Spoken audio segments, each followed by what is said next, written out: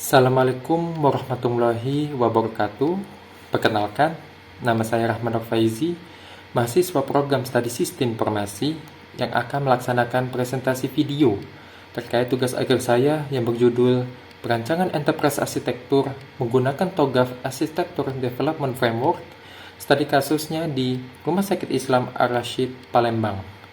Baik, saya akan memasukkan pada slide yang pertama, yaitu pendahuluan. Pendahuluan di sini adalah pengenalan terkait dengan studi kasus saya, Rumah Sakit Islam Ar-Rasyid. Rumah Sakit Islam Ar-Rasyid Palembang ini adalah rumah sakit Islam milik swasta yang berdiri sejak 5 Oktober 2015 oleh Haji Julier Rashid yang diresmikan oleh wali kota pada saat itu, Haji Harnojoyo Esos. Walaupun berdiri pada tahun 2015, rumah sakit ini sudah memanfaatkan prasarana SITI untuk menjadi pendorong aktivitas utama pada proses pelayanan pasien. Akan tetapi, Rumah Sakit Islam Ar-Rasyid ini belum dirancang enterprise arsitektur yang sesuai dengan acuan yang baku dan menghasilkan blueprint yang selaras pada keperluan aktivitas pelayanan, sehingga belum adanya pernyataan yang jelas perihal arsitektur data, proses, dan jaringan sistem informasi atas cara pelayanan yang dijalankan. Maka, hasil penelitian yang akan didapatkan adalah menciptakan rancangan enterprise arsitektur dengan menerapkan framework TOGAF ADF yang akan melibatkan antara sistem dan teknologi terhadap aktivitas pelayanan yang terjadi di Rumah Sakit Islam Ar-Rasyid, Palembang. Baik, masuk pada slide metodologi penelitian.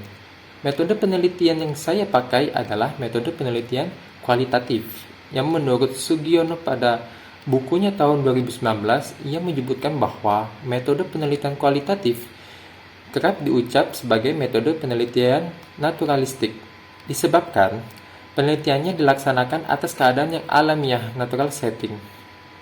Studi kasus ialah salah satu penelitian kualitatif di mana peneliti melaksanakan investigasi secara mendalam kepada program, kejadian, proses, aktivitas terhadap satu atau lebih orang. Untuk metode pengumpulan datanya ada 4 poin. Poin pertama adalah observasi, di mana observasi ini untuk memahami serta menafsirkan permasalahan yang timbul berkenaan dengan kebijakan pelayanan rumah sakit. Yang kedua, wawancara. Wawancara ini dimaksudkan untuk membantu mencari informasi dengan pihak-pihak yang mengerti dan menguasai informasi yang diinginkan. Yang ketiga, studi dokumen. Studi dokumen ini ialah mendalami buku-buku yang mengangkat topik perancangan IA yang dibahas pada penelitian ini. Dan yang terakhir, tinjauan pustaka, di mana untuk mengumpulkan membandingkan sebagian hasil penelitian sejenis mengenai perancangan IA. Baik, untuk metode perancangan enterprise arsitekturnya, saya menggunakan TOGAF ADM, di mana TOGAF ADM ini memiliki 2 tahapan dan 4 fase. Yang pertama, fase persiapan, tahapan persiapan. Di sini, tahapan persiapan merupakan tahapan persiapan dalam proses perancangan dengan mendefinisikan kerangka kerja arsitektur spesifik sebuah organisasi dan prinsipnya. Baik, dan selanjutnya, requirement management yang memiliki 4 fase yang saya pakai di sini. Yang pertama, fase arsitektur vision, di mana visi arsitektur perusahaan yang terdiri dari arsitektur bisnis, data, aplikasi, dan teknologi. Dan yang kedua, bisnis arsitektur, di mana di sini akan dijabarkan keseluruhan model proses bisnis yang sedang berlangsung sekarang ini.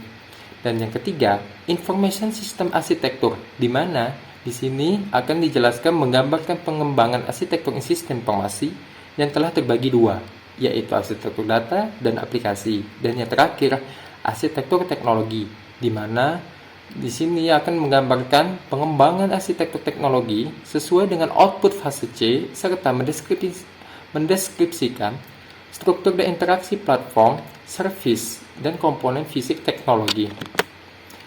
Baik, masuk pada hasil tahapan preliminary phase, yaitu mengenai tentang penentuan tim dan struktur organisasinya. Di sini, direktur rumah sakit yang paling memiliki kedudukan yang paling tinggi menyatakan amanat kepada Komite Keperawatan dan Sektor Teknologi Informasi untuk memberikan izin bagi peneliti dalam merancangkan IE.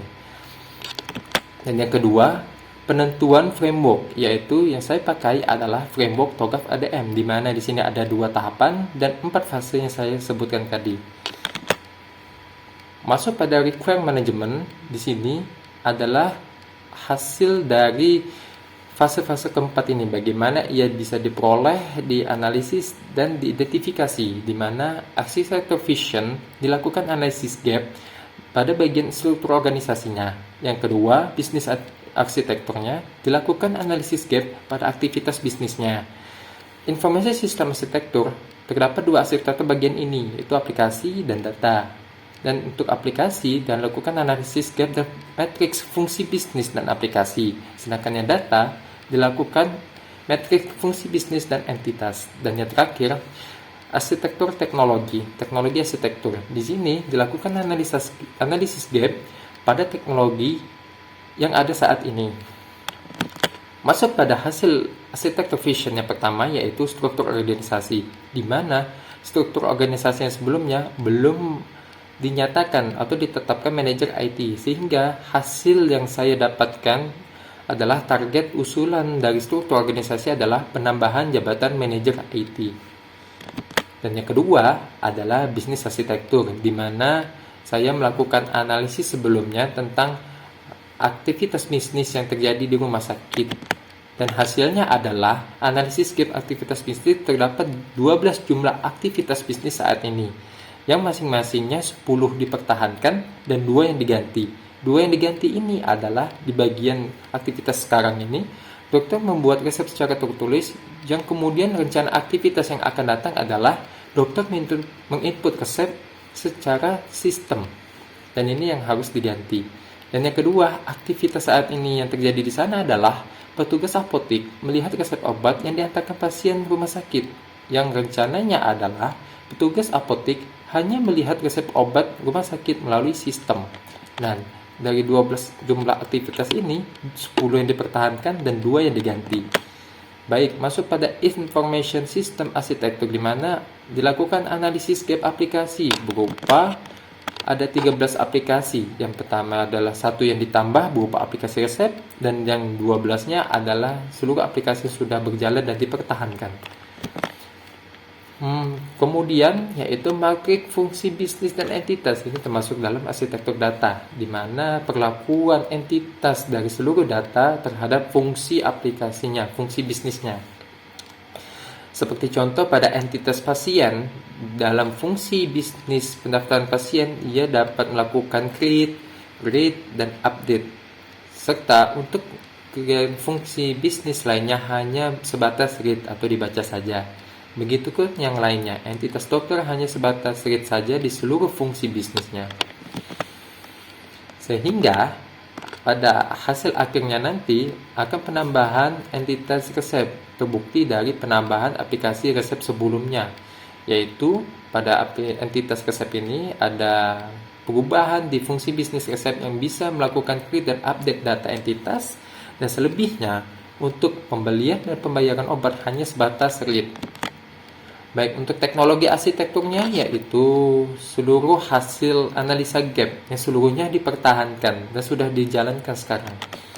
Sehingga dari seluruh 2 tahapan dan 4 fase, maka dibuat rancangan blueprint yang kemudian akan digunakan sebagai pedoman dari SITI di Rumah Sakit Ar-Rasyid Palembang. Fungsi blueprint ini kemudian akan menjadi pandangan dari rumah sakit bagaimana ia bisa menilai dari keselarasan antara SITI dan proses bisnis. Baik, kesimpulan dan saran. Kesimpulan saya sebagai peneliti adalah penelitian ini menyusun perancangan IE pada Rumah Sakit Islam Ar-Rasyid Palembang.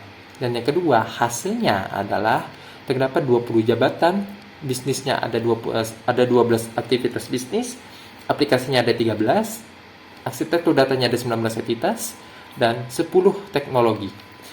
3. Penelitian ini menghasilkan blueprint yang bisa diterima oleh pihak rumah sakit dan bisa dipertimbangkan oleh semua stakeholder buat diaplikasikan. Selain itu, butuh adanya manajer IT yang mempunyai peran dalam tanggung jawab terkait aplikasi dan teknologi informasi. Dan yang terakhir, saran saya sebagai peneliti adalah penelitian ini cuma berpusat pada aset perusahaan, sejak dari visi, bisnis, aplikasi, data, serta teknologi, sehingga belum menggapai dari segi cara implementasi, identifikasi perubahan, rekapitulasi anggaran, dan manfaat serta kebijakan migrasi. Sekian video saya kali ini. Terima kasih sudah menonton.